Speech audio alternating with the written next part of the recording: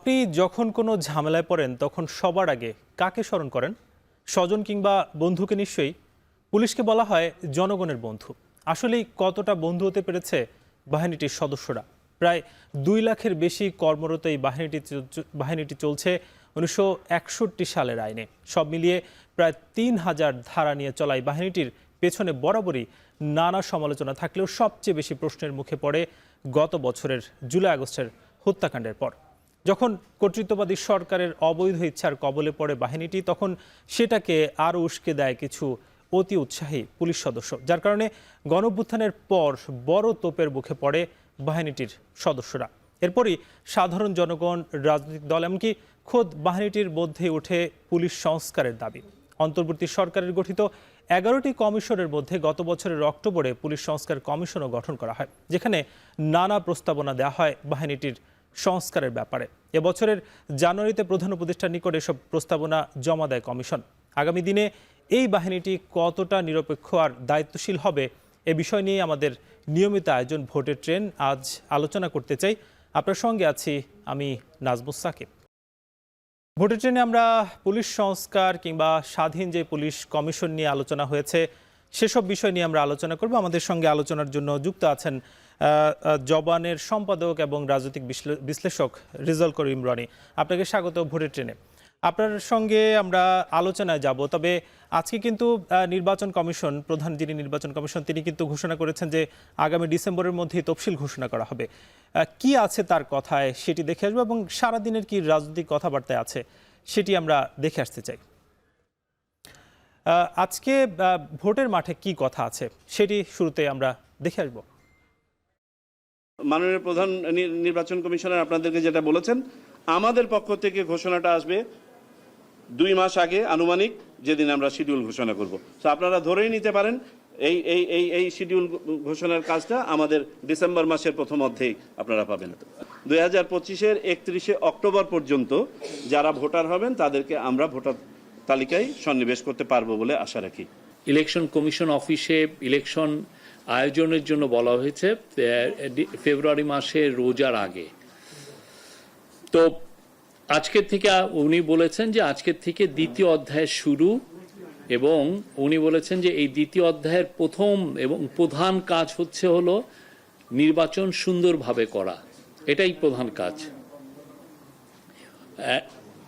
এছাড়া আরো 2টো কাজ তো আমাদের আছে প্রাইমারি কাজগুলোর মধ্যে। একটা হচ্ছে যে রিফর্ম।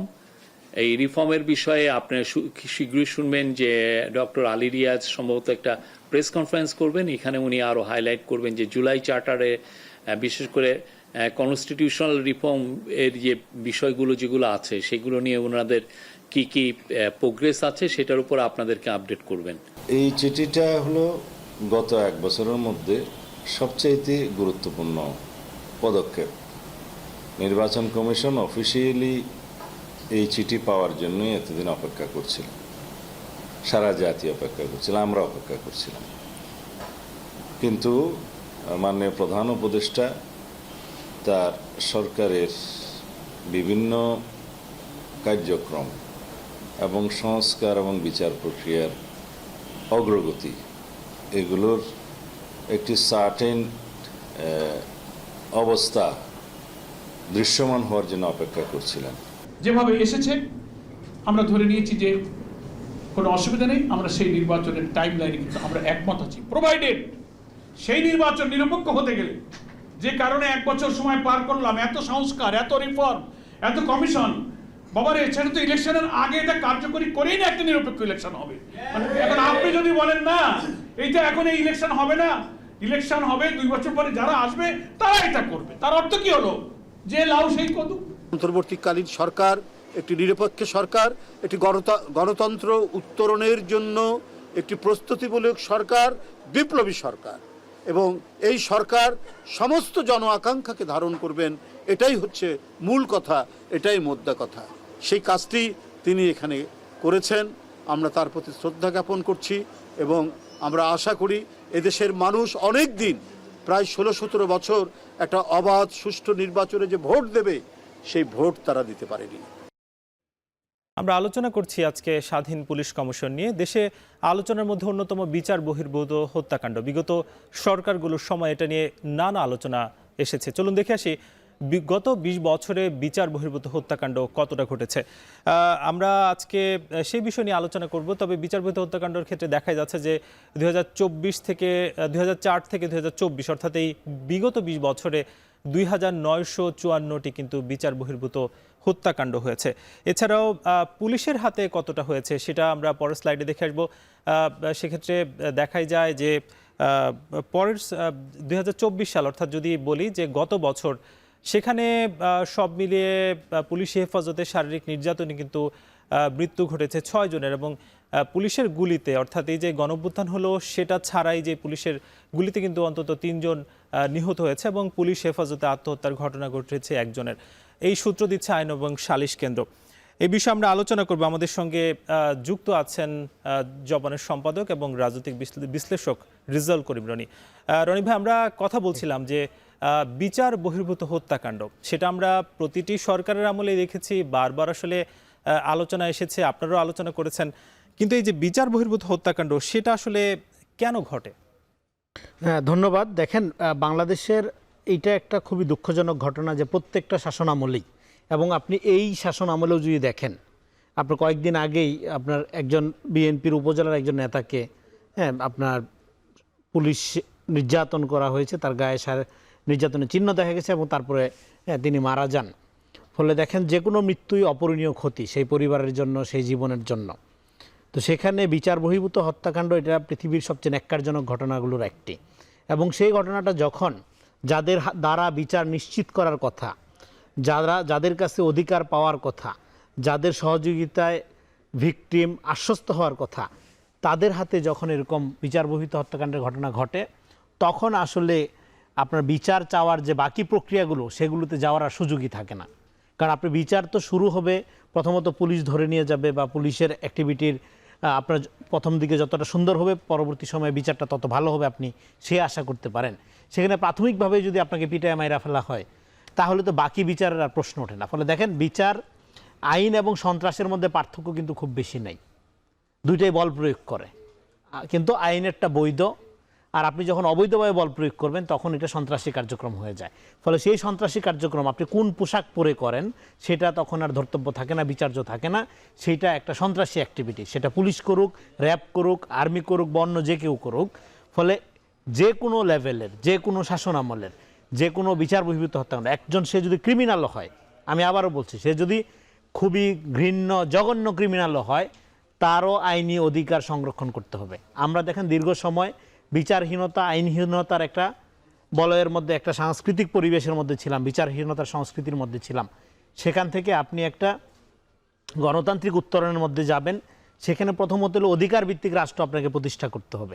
ফলে অধিকার ভিত্তিক রাষ্ট্র প্রতিষ্ঠার ক্ষেত্রে প্রথম কাজ হলো আপনার মানুষের নিরাপত্তা নিশ্চিত করা, অপরাধী হোক বা অভিযুক্ত হোক তাকে আপনার পূর্ণ নিরাপত্তা দেওয়া। ফলে যে কোনো মূল্যে আমাদের এই বিচার বহির্ভূত হত্যাকাণ্ড বন্ধ করতে পারতে হবে। রনি ভাই, আরেকটা বিষয় আমরা জানি যে আসলে পুলিশকে তো আমরা রক্ষকই মনে করি, যে কোনো বিপদ আপদে তাকে আমরা পাশে পাওয়ার চেষ্টা করি, কিন্তু পুলিশ আসলে রক্ষকের বদলে তার নির্যাতন, আমরা স্লাইডে দেখছিলাম যে পুলিশের থানাতেই আসলে নির্যাতনের মাধ্যমে বেশ কয়েকজন নিহত হয়েছে, সেটা আসলে কেন ঘটে? এটা সন্ত্রাসী কার্যক্রম, সেটা পুলিশ করুক আর যাই করুক। যখন কেউ মনে করে আমি পুলিশ, বা একটা লোককে ধরে আনলো, গারদে নিল, নেওয়ার মধ্য দিয়ে তাকে নির্যাতন করলো, মেরে ফেললো, তাকে নির্যাতন করার কোনো রাইট তার নাই। যে পুলিশ এটা করছেন উনি সন্ত্রাসী কার্যক্রম করছেন, উনি আইনের বেআইনি ব্যবহার করছেন। ওই জন্যই তো বললাম, সন্ত্রাস এবং আইনের মধ্যে ফারাকটা হলো আপনার বৈধতার ফারাকটা হলো আপনি ক্ষমতা যেটা প্রয়োগ করছেন সেই প্রয়োগটা আইনানুগভাবে করছেন কিনা। আপনি যদি বল প্রয়োগটা বেআইনিভাবে করেন, আপনি আইনের লোক হন, যাই হন, আপনি সন্ত্রাসী অ্যাক্টিভিটি করছেন। ফলে যারা এই জন্য আমাদের যেটা দরকার, দেখেন পুলিশের এই আইনটা কলোনিয়াল আইন, এটা নিয়ে আমরা বারবার কথা বলছি। কলোনিয়াল আমলের পুলিশ কিন্তু সভ্য হয়ে গেছে। আপনার ব্রিটেনে দেখেন, ইংল্যান্ডে সেই পুলিশের হাতে কিন্তু মরণঘাতী অস্ত্র থাকে না, কিন্তু আমাদের পুলিশ আপনার সেই কলোনিয়াল সিস্টেম, কলোনি নাই, কিন্তু কলোনিয়াল ব্যবস্থাটা রয়ে গেছে। পুলিশের হাতে এমন মরণাস্ত্র যেটা যুদ্ধে ব্যবহার করা হয়, সেই মরণাস্ত্র তো পুলিশের কাছে থাকার কথা না। পুলিশ দেখেন পুলিশের কাজটা কি, পুলিশের কাজ, পুলিশ কিন্তু কখনো আপনার সমাজে অনাচার, অত্যাচার, চুরি, রাহাজানি এগুলোকে দূর করতে পারবে না। পুলিশ এগুলোকে প্রিভেন্ট করবে, প্রতিরোধ করার ক্ষেত্রে ভূমিকা পালন করবে। এগুলো দূর করার ক্ষেত্রে আপনার সাংস্কৃতিক, নৈতিক, হ্যাঁ, এবং আপনার ধরেন যে একটা বৃহত্তর আইনি শাসন কাঠামো প্রয়োগের মধ্য দিয়ে হবে। সেটা পুলিশি কাজ শুধু না, পুলিশ একটা সহযোগী ফোর্স মাত্র। সেই সহযোগী ফোর্সের মনোবল বা নৈতিক মানটা যদি আপনার সেই জায়গায় না থাকে, তার দ্বারাই যদি সন্ত্রাসের ঘটনা ঘটে, তখন তো আপনি আসলে গোটা সমাজের যে আস্থা বলেন বা ধরেন এই যে রক্ষকের কথা আপনি বলছেন, সেই জায়গায় তো আপনি আসলে পুলিশকে দেখেন না। ফলে আমাদের একটা টোটাল সংস্কারের দিকে যেতে হবে। পুরা পুলিশের শুধু আইন কাঠামো না, এই নৈতিক মনোবলের দিকে। সংস্কারের কথা বলছেন, সাম্প্রতিককাল আমরা দেখেছি যে পুলিশ সংস্কার নিয়েও বেশ আলোচনা আছে, এবং কি আলোচনা আছে সেটা আমরা দেখে আসবো। স্বাধীন পুলিশ কমিশন গঠনের জন্য বেশ কিছু সংস্কার প্রস্তাবনা আছে। কি সংস্কার প্রস্তাবনা আছে সেটি আমরা দেখে আসতে চাই।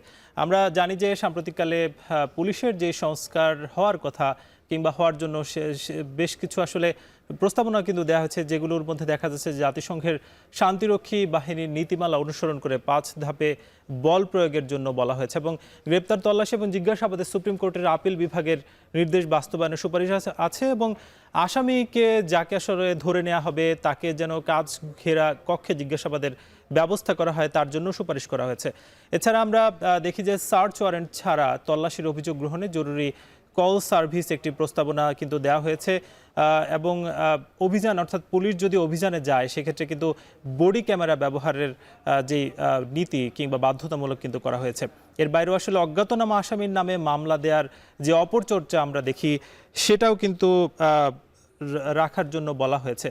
এর বাইরে আমরা পরের আরেকটি স্লাইডে দেখে আসতে চাই যে আরও কিছু প্রস্তাবনা কিন্তু এই সংস্কার কমিশন দিয়েছে, যার মধ্যে দেখা যায় যে জাতীয় মানবাধিকার কমিশনকে পুলিশের মানবাধিকার লঙ্ঘনের অভিযোগ তদন্তের ক্ষমতা প্রদানের যে ব্যাপার সেটা দেওয়ার জন্য অনুরোধ করা হয়েছে, এবং থানায় জিডি এবং মামলা গ্রহণ বাধ্যতামূলক করা হয়েছে, যদিও এটা নিয়ে আসলে নানা অভিযোগ আছে, এবং পুলিশ ভেরিফিকেশনের ক্ষেত্রে চাকরি প্রার্থীর রাজনৈতিক মতাদর্শ, যেটা আসলে বরাবরই আমরা বিগত সময় দেখেছি যে তিনি আসলে কোন দল করেন সেটা আসলে বারবার খতিয়ে দেখা হতো, এবং ব্রিটিশ আমলে প্রণীত ঔপনিবেশিক পুলিশ আইন এবং ফৌজদারি কার্যবিধির সংস্কারের ব্যাপারে বলা হয়েছে, এবং পুলিশের কার্যক্রম তদারকিতে থানা বা উপজেলা ভিত্তিক ওয়াচডগ বা ওভারসাইট কমিটিও গঠনের ব্যাপারে বলা হচ্ছে, এবং নিয়োগ প্রক্রিয়ায় যে স্বচ্ছতা সেটা নিশ্চিতের জন্য বলা হয়েছে। আমরা সেসব বিষয় দেখছিলাম। এছাড়া যেই সংস্কারগুলো ব্যাপারে বলা হয়েছে এর বাইরেও আসলে বিভিন্ন দেশে কিন্তু আমরা পুলিশের সংস্কারই দেখেছি, অর্থাৎ পার্শ্ববর্তী দেশ ভারত, সেখানে দেখা যাচ্ছে যে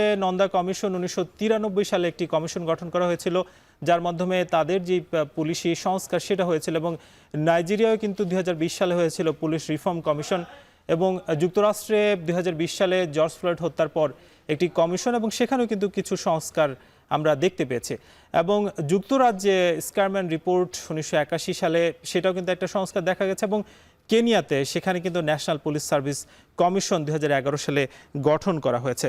আমরা এই যে সংস্কারগুলো দেখলাম কিংবা সংস্কার প্রস্তাবনা দেখলাম, নানা দেশে বিভিন্ন সংস্কারগুলো কিন্তু এই যে পুলিশের ব্যাপারে হয়েছে।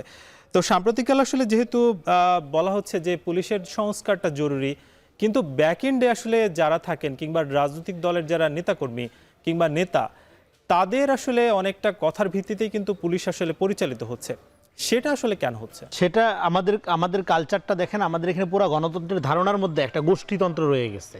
এই জন্য আমরা সবসময় ইলেক্টেড কিং নির্বাচন করি। তো ফলে এখন আপনার এইখানে যে সংস্কার প্রস্তাবনাগুলো আমরা এক নজরে দেখলাম, এখানে কিন্তু খুবই এক্সিলেন্ট কিছু প্রস্তাবনা আছে, এবং আমি মনে করি বাংলাদেশে দেখেন যুক্তরাষ্ট্রের মতো একটা উন্নত গণতন্ত্রের দেশ, প্রায় 200-250 বছরের গণতান্ত্রিক সংগ্রামের ঐতিহ্য, তাকেও কিন্তু 2020 সালে এসেও পুলিশ সংস্কার করতে হচ্ছে। তার মানে পুলিশ সংস্কারের প্রক্রিয়াটা বাংলাদেশে আরও আগেই দরকার ছিল, কিন্তু যেহেতু আমরা একটা 16-17 বছর একটা পুলিশি স্টেট, একটা মাফিয়া স্টেটে ছিলাম, সেটা সম্ভব হয় নাই। ফলে অভ্যুত্থানের পরে 1 বছর তো সময় লাগার কথা না। আজকে দেখেন অভ্যুত্থানের পরে মানুষের জননিরাপত্তার প্রশ্নটি একটা গুরুত্বপূর্ণ প্রশ্ন হিসেবে হাজির হয়েছে, এবং নির্বাচনের কথাটি যখনই উঠেছে, অন্যান্য প্রশ্নের সাথে গুরুত্বপূর্ণ হয়েছে কি যে আচ্ছা এই পুলিশি কাঠামোর মধ্যে বা এরকম জননিরাপত্তা একটা অনিশ্চিত অবস্থার মধ্যে রেখে কি আদৌ একটা আপনার লেভেল প্লেইং ফিল্ড যেটা বলে যা, এবং একটা শান্তিপূর্ণ নির্বাচন আদৌ সম্ভব কিনা। দেখেন সেই বিতর্কটা কিন্তু অনেকখানি এড়ানো যেত আপনি যদি এই সংস্কার প্রস্তাবনাগুলো আরও আগেই পুলিশের মধ্যে বাস্তবায়ন করা শুরু করে দিতেন, এবং এখানে অনেকগুলো খুবই জরুরি গুরুত্বপূর্ণ এবং আমাদের জন্য প্রয়োজনীয় সংস্কার প্রস্তাবনা রয়েছে। আমাদের যেটা গুরুত্বপূর্ণ বাংলাদেশের জন্য এই মুহূর্তে সেটা হলো যে দেখেন, সংস্কারটা আপনি এমনভাবে করবেন যাতে পুলিশকে একটা ব্যক্তি মনে না হয়, একটা প্রতিষ্ঠান আকারে যেন ফাংশন করে।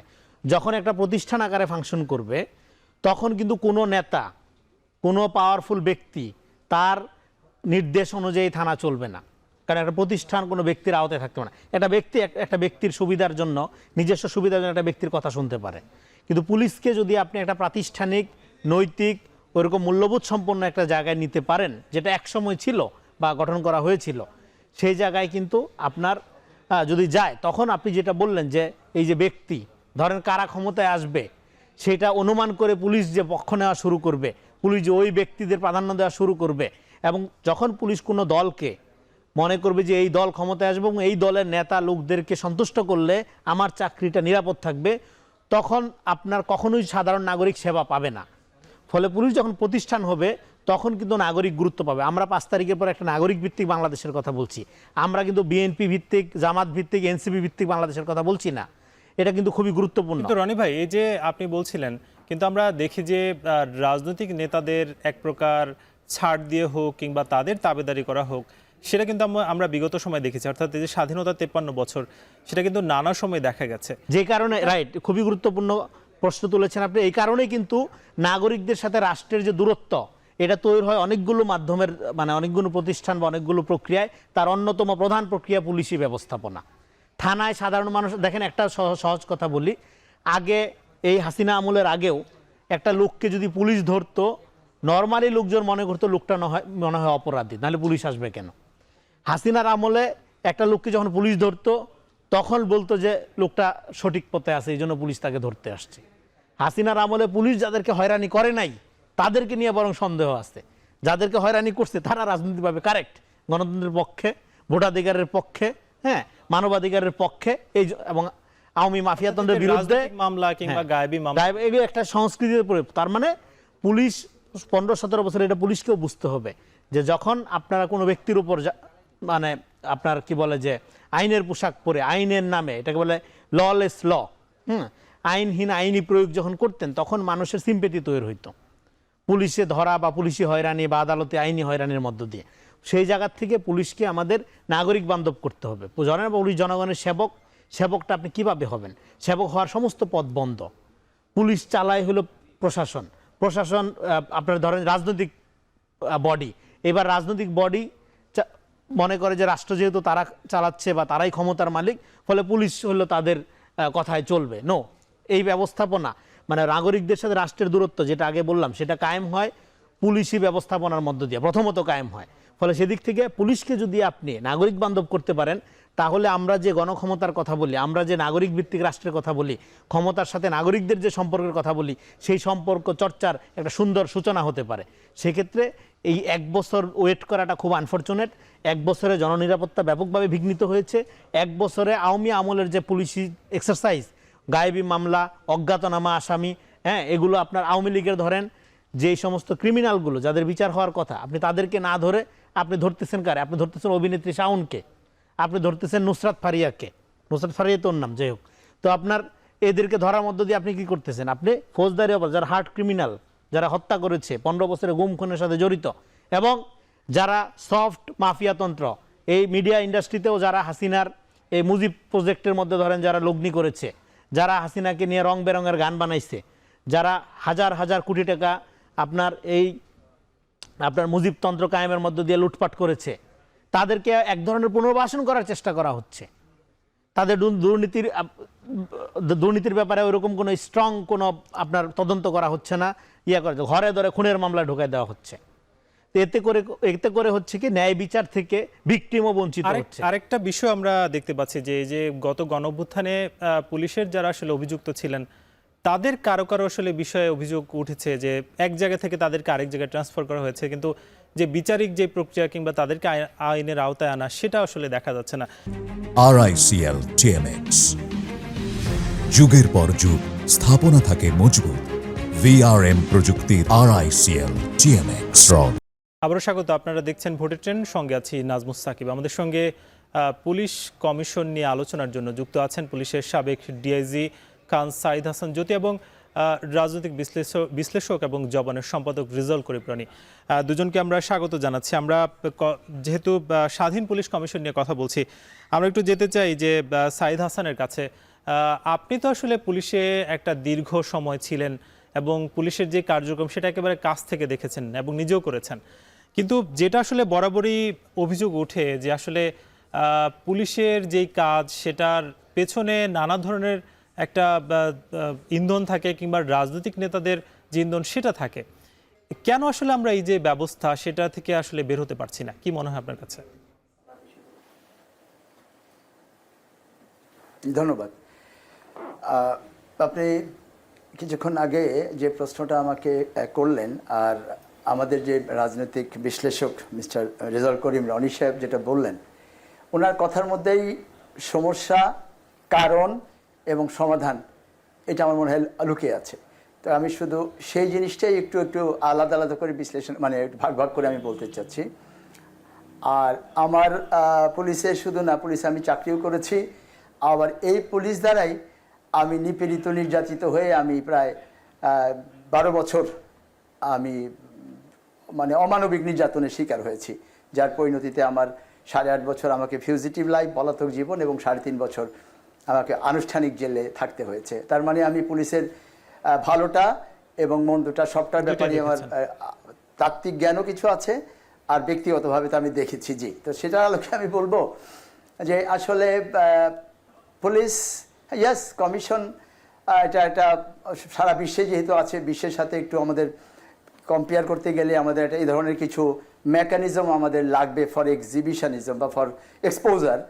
কিন্তু আইন, পুলিশের আইন এখনও যা আছে, যদিও আমরা বলি এটাকে কলোনিয়াল আইন, 1757 সালে এই দেশের স্বাধীনতা বিলুপ্ত হওয়ার পরে আপনারা যদি দেখেন 103 বছর অর্থাৎ 1860 সাল পর্যন্ত এই দেশে কিন্তু কোনো আইন মানে ইনস্টিটিউশনাল ল ছিল না।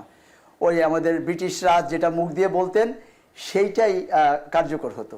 কিন্তু যখন দেখলো যে না, ব্যক্তি বিশেষের বা কোনো গোষ্ঠী বিশেষের আদেশ অনুযায়ী দেশ বা আইন আইন শৃঙ্খলা পরিস্থিতি বা অপরাধ নিয়ন্ত্রণ করতে গেলে হয় না, তখন 1860 সালে 103 বছর পরে তারা প্রথম ল ফ্রেম করলো, প্যানাল কোড যেটাকে আমরা বলি, যে কী অপরাধ করলে কি শাস্তি হবে তার ইনস্টিটিউশনালাইজ করলো, এবং এটাকে এনফোর্স করার জন্য, বাস্তবায়ন করার জন্য তার 1 বছর পরে 1861 সালে পুলিশ আইন করলো। তো আমার চাকরি জীবন এবং আমার এই জীবনে আমার কাছে মনে হয়নি যে এই আইনটা একেবারেই কলোনিয়াল এবং এটাকে বাদ দিয়ে ফেলতে হবে। দেখবেন আপনি খেয়াল করে যে আমরা যারাই কলোনিয়াল আইন নিয়ে কিছু কথা বলি, মানুষ হয়তো এটা মানে শব্দটা পছন্দ করে, কিন্তু আপনি যদি ওনাদেরকে যদি আমরা জিজ্ঞাসা করছি, আমি নিজে চাকরি জীবনে অনেক জিজ্ঞাসা করছি, এখনও করি, যে আপনি কলোনিয়াল কোন আইনটাকে আপনি কলোনিয়াল বলছেন, যে এটাকে চেঞ্জ করে এই শব্দ বা বাক্যগুলো এগুলো হলে আমাদের প্রপার হবে। তবে হ্যাঁ, যেটা হলো যে হ্যাঁ, যে সময় আইনটা তৈরি করা হয়েছিল তখন যে আমাদের প্রযুক্তি যে অবস্থা ছিল, প্রযুক্তির অনেক উন্নতি হয়েছে। সেজন্য এখন পুলিশকে শুধু প্রযুক্তিগতভাবে যদি আপনি ইকুইপ করতে পারেন, আর যদি আইনের যেটাকে আমরা রুল অফ ল বলি, সব কিছু সেট করা আছে, সব কিছু লিখিত আছে, এবং প্রত্যেকটি পুলিশ অফিসারও সেটা জানে, যারা অন্তত প্রফেশনাল পুলিশ অফিসার, কিন্তু তারা পালন করে না। এই কারণে করে না, মানে মুষ্টিমেয় কিছু, যে পালন না করলে তাদের কোনো সমস্যা হয় না, অসুবিধা হয় না, বরং যারা পুরস্কৃত হয়। তার কারণ পুলিশ একটা রাষ্ট্রের একটা ছোট্ট একটা অর্গান। তো রাষ্ট্র যারা পরিচালনা করেন তাদের ইচ্ছার উপরেই হলো, ইচ্ছাটাই হলো সবচেয়ে বড় জিনিস। আর রাষ্ট্র পরিচালনা করেন সরকার, আর সরকার নিয়ন্ত্রণ করেন হলো যে কিছু ব্যক্তি বিশেষ, হয়তো কেউ নির্বাচিত হয়ে আসেন অথবা কেউ পরিস্থিতিগত কারণে আসেন, যেটা এখন আমাদের দেশে আছে। তো যদি ওইটা ওনারা যদি ঠিক মতো আসলেই রুল অফ ল চান, যে না এটা বাস্তবায়ন করতে হবে, এবং সেটা বাস্তবায়ন করার মতো যদি তাদের নৈতিক এবং রাজনৈতিক এবং অন্যান্য পারিপার্শ্বিক মনোবল যদি থাকে, তাহলে ভাই এই আইন দিয়ে, এই বুদ্ধি দিয়ে এটা করা সম্ভব। অর্থাৎ এই আইন দিয়ে সম্ভব আপনি বলতে চাচ্ছেন। আমরা একটু রেজাউল করিম রনি ভাইয়ের কাছে যেতে চাই, যে সাম্প্রতিককালে আমরা দেখেছি যে একটা গণঅভ্যুত্থান হয়ে গেল এবং সেটার 1 বছর পার হলো, কিন্তু এখনো যারা আসলে পুলিশের গুলিতে নিহত হয়েছেন তাদের স্বজনরা বলছে যে এখনো অনেক পুলিশ বহাল তবিয়তে বিভিন্ন পদে আছে। সেটা এখনো কেন দেখা যাচ্ছে, কি মনে হয়? আচ্ছা দেখেন, এইটা কিন্তু ভাই খুব সুন্দর আলোচনা করলো, একটু রেসপন্স করি। হ্যাঁ, কলোনিয়াল মানেই বা ব্রিটিশ আমলে করা হয়েছে মানে সব আপনাকে বাদ দিতে হবে তা না। লর স্পিরিট যেটা, এটা যদি থাকে সেটা ব্রিটিশ আমল কেন, এটা প্রি সক্রেটিস আমলে হোক, অসুবিধা নাই, এটা আমার রাখতে কোনো সমস্যা নাই। কিন্তু আমার যেটা দরকার সেটা হলো আমার যে জনগণের উইল সেটাকে আপহোল্ড করছে কি না।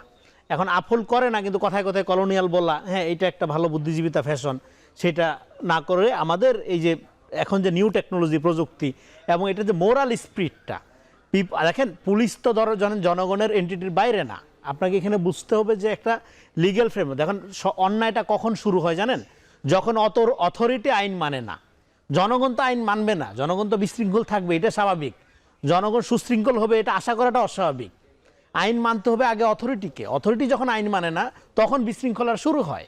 ফলে অথরিটিকে আইন মানার জন্য যে ধরনের দায়িত্ব বোধসম্পন্ন সংস্কৃতি তৈরি করা দরকার সেটা তো আপনাকে প্রফেশনালি ইনবিল্ড করতে হবে।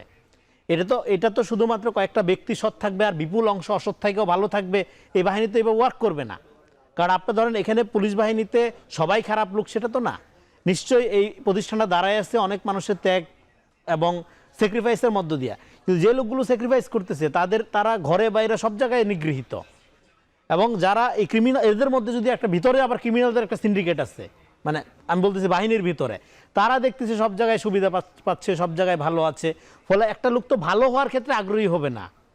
আপনি এখানে শুধু পুলিশ না, আপনি বাংলাদেশের সমাজের যে কোনো জায়গায় আপনার মানুষকে তো সৎভাবে জীবনযাপন করা, ভালো হওয়ার ক্ষেত্রে আপনি এনকারেজ করছেন না। আপনার যে সংস্কৃতিটা তাতে হলো যে আপনি এই লুটপাটের সংস্কৃতির মধ্যে ইনভলভ হওয়ার জন্য ইন্ধন যোগাচ্ছে। ফলে আপনি যে প্রশ্ন করলেন এটা রেসপন্স করি, সেটা হলো দেখেন এখানে যে পুলিশ আপনার অভ্যুত্থানের মধ্য দিয়ে হত্যাকাণ্ডে আপনার সরাসরি সম্পৃক্ত গুলি করেছেন, দেখেন পুলিশ কিন্তু এটা হলো একটা প্রতিষ্ঠান এবং পুলিশ কোনো ব্যক্তি না। এবং পুলিশের যেটা মনে রাখা দরকার, তারা কোনো রাজনৈতিক দলের চাকরি করে না, তারা রাষ্ট্রের চাকরি করে। তো ফলে এখানে গণঅভ্যুত্থানটা হয়েছিল আওয়ামী লীগের বিরুদ্ধে, রাষ্ট্রের বিরুদ্ধে কিন্তু না। রাষ্ট্র বিরুদ্ধে হইলে তাহলে রাষ্ট্র সব কিছু ভেঙে ফেলা হইতো, বরং রাষ্ট্র গঠন করার জন্য এটা হয়েছিল, যেটার জন্য আমরা এখন স্ট্রাগল করছি, একটা পুনর্গঠন দরকার আমাদের। ফলে এই বাহিনীর আপনার পুরা রাষ্ট্রীয় বাহিনীটা যখন দলীয় বাহিনী আকারে ফাংশন করলো এবং যে দলটি গণহত্যা দায়ে অভিযুক্ত, আজকে আপনি পুলিশ, ছাত্রলীগ, যুবলীগ নির্বিশেষে এইটার এই খুনিদের বিচারটাকে যদি আপনি না করে পুলিশের যারা হত্যাকারী তাদেরকে যদি আপনি পুনর্বাসিত করেন, তাদেরকে যদি আপনি বিভিন্ন জায়গায় ট্রান্সফার পোস্টিং করেন, তাহলে যারা অনেস্ট, যারা সৎ, হ্যাঁ, তার আর যে অপরাধী তার মধ্যে তার কোনো পার্থক্য থাকছে না। ফলে এখানে মোরাল স্পিরিটটা কীভাবে থাকবে? ফলে এই জন্য আপনাকে দ্রুত যিনি অপরাধী তাকে আলাদা করে বাহিনীটাকে দলীয় বাহিনীর জায়গা থেকে রাষ্ট্রীয় বাহিনীর যে মর্যাদা, দেখেন পুলিশের চাকরিটা দেখেন আপনি আগে দেখবেন যে আমাদের আগের বাংলা সিনেমাগুলোতেও এটা একটা রাষ্ট্রীয় দায়িত্বের মতো মনে করে, পোশাক একটা পবিত্র ব্যাপার মনে করে। এই যে আবেগের জায়গাটা, এই জায়গায় আপনি পুলিশকে নিয়ে আসবেন কিভাবে?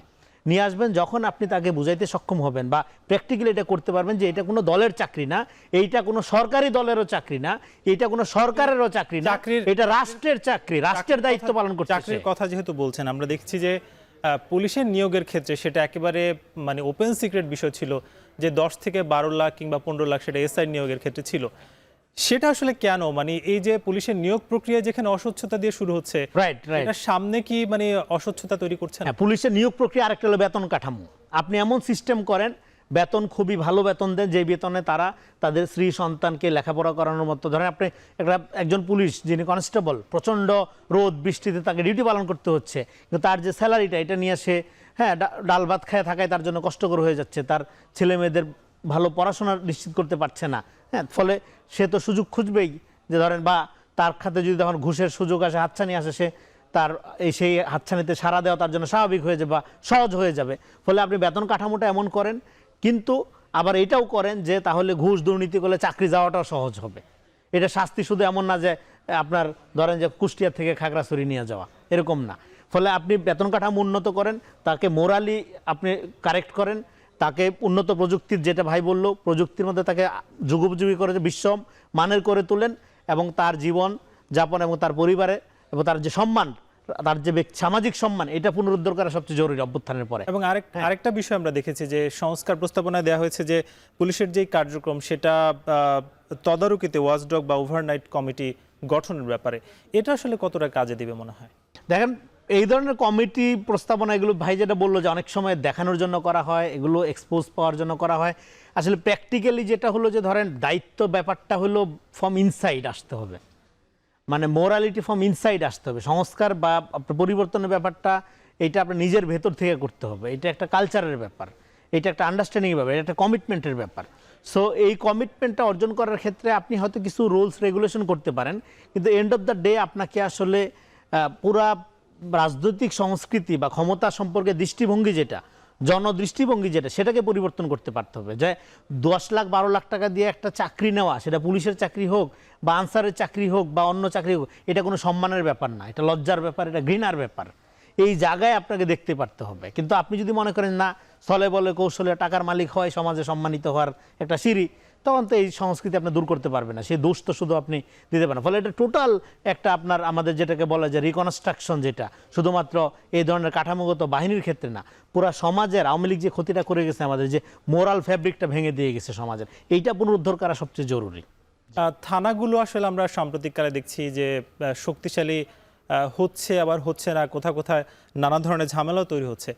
সেটা কি আসলে আদৌ নির্বাচনের আগে কতটা সম্ভব মনে হয়? না, আমি মনে করি যে যে সংস্কারগুলো, যে প্রস্তাবনাগুলো এখানে আসছে, তার মধ্যে যেগুলো মানে আপনার এখনই বাস্তবায়ন করা সম্ভব, সেগুলোতে মানে দ্রুত এগিয়ে যাওয়া উচিত। কারণ আপনার সামনে নির্বাচনের ক্ষেত্রে সবচেয়ে গুরুত্বপূর্ণ হবে জননিরাপত্তা।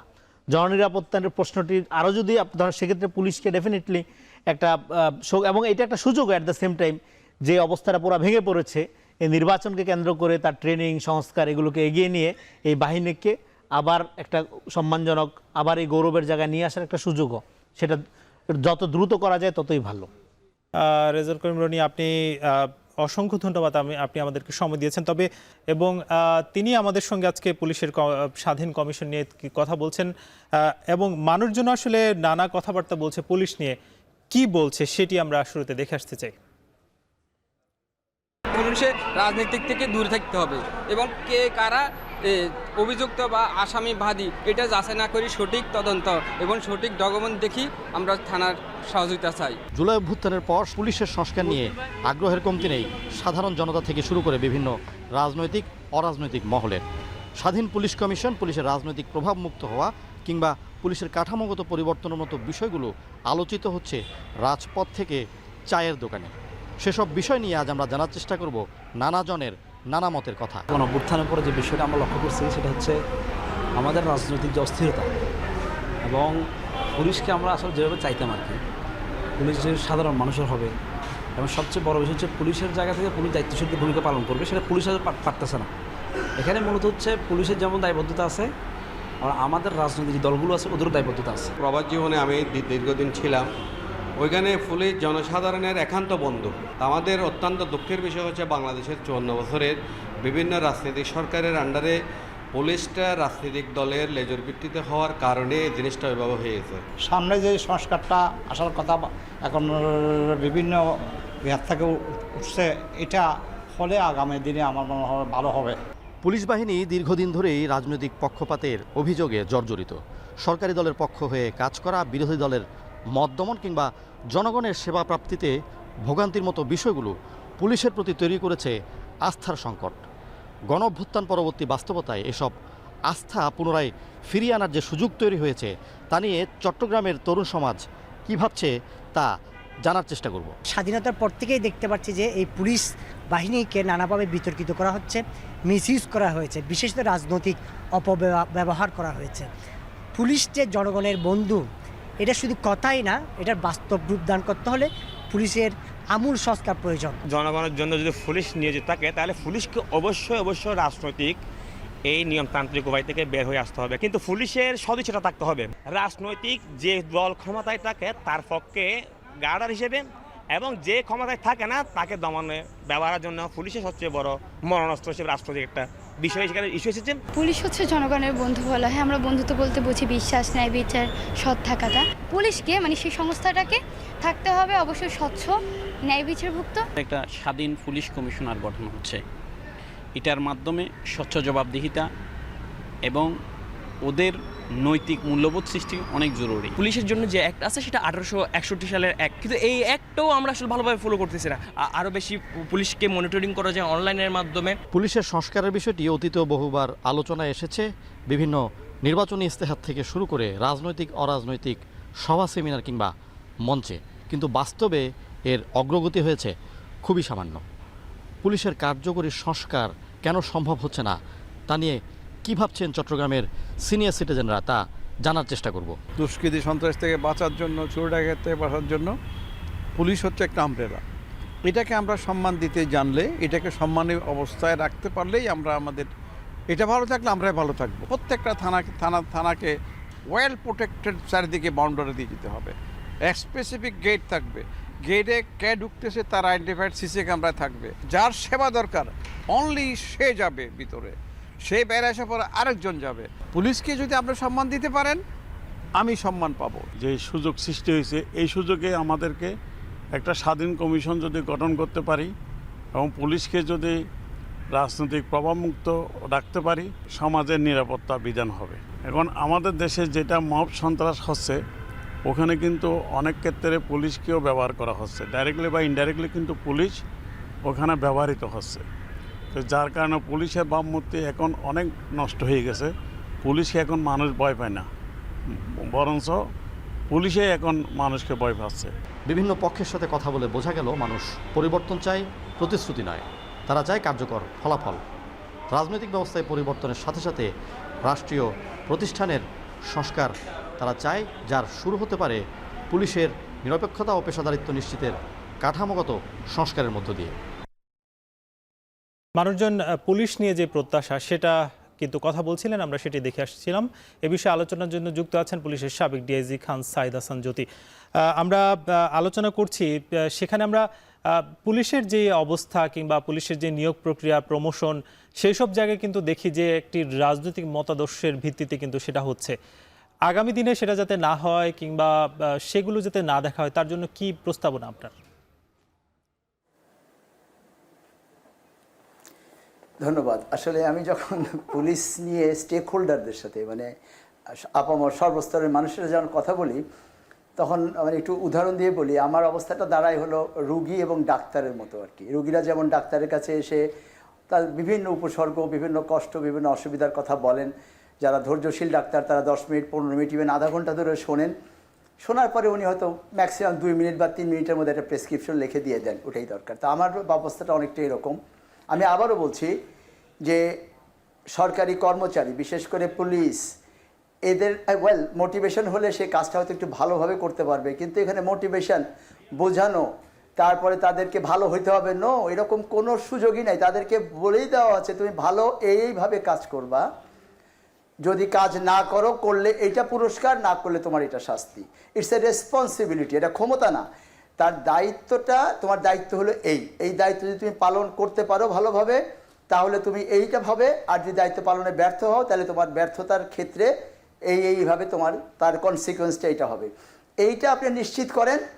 আর হ্যাঁ, তবে যেটা আমি আবারও প্রথমে বলেছি যে ওদের প্রযুক্তিগতভাবে 1860 সাল থেকে 61 সাল থেকে 2025, এই যে এদের মধ্যে প্রযুক্তি যে উন্নতিটা হয়েছে, যে আমাদের সিসি ক্যামেরা, বডি ক্যামেরা, তারপরে এখন যে আপনি বলছেন ফ্যাটাল ওয়েপন ব্যবহার না করে এখন অনেক লেজার গান আছে যেগুলোতে সাময়িকভাবে মানুষকে ইয়ে করা যায়। প্রযুক্তিগতভাবে প্রযুক্তি দিয়ে এদেরকে আপনি ইকুইপ করতে হবে, এটার মধ্যে কোনো ভুল নাই। কিন্তু এছাড়া আপনার অন্য কোনো কমিশন ফর্ম করে ইত্যাদি ইত্যাদি করে আপনি পুলিশকে ততক্ষণ পর্যন্ত আপনি কিছু করতে পারবেন না, যতক্ষণ না পর্যন্ত তাকে যদি এইটা তার মাথার মধ্যে ঢুকানো না যায় বা বাস্তবায়ন করা না যায়, যেটা তোমার দায়িত্ব, এবং প্রত্যেকটা দায়িত্ব ইন রিটেন, এটা কোনো মোটিভেশনের বিষয় না, মৌখিকভাবে কোনো বিষয় না, এটা একদম আইন কানুন বিধি দিয়ে এগুলো করা আছে, নির্ধারণ করা আছে যে তুমি যদি এটা করো তাহলে এটা হবে, না করলে এটা হবে। কারণ এইটা বাস্তবায়ন করা বা নিশ্চিত করার দায়িত্ব হলো রাষ্ট্রের, বা রাষ্ট্রে যারা সরকার পরিচালনা করে সেই পরিচালক। আগামী দিনে যিনি রাজনৈতিক ক্ষমতায় আসবেন কিংবা রাজনৈতিক দল, তাদেরই আসলে সেই বিষয়টি নিয়ে ভাবতে হবে বলে বলছেন আপনি। অসংখ্য ধন্যবাদ। আমরা একেবারে শেষ সময় চলে এসেছি, আপনি আমাদেরকে সময় দেওয়ার জন্য অসংখ্য ধন্যবাদ। আমরা কথা বলছিলাম সাবেক ডিআইজি সাইদ হাসান জ্যোতি এবং রাজনৈতিক বিশ্লেষকও একজন ছিলেন যিনি রেজাউল করিম রনি, দুজনেই কিন্তু বলছিলেন যে পুলিশের যে সংস্কার সেটা কিন্তু একটি নিরপেক্ষ জায়গা থেকে হওয়া উচিত এবং রাজনৈতিক দলের ভিত্তিতে কোনো প্রমোশন কিংবা নিয়োগ সেগুলো যাতে না হয়, তাহলে একটি আগামী দিনে সুন্দর এবং উন্নত যে পুলিশি ব্যবস্থা সেটা আমরা দেখতে পারবো। আজকের মতো ভোটের ট্রেন শেষ করবো। আগামীকাল নতুন কোনো বিষয়ে আলোচনা হবে। শুভরাত্রি।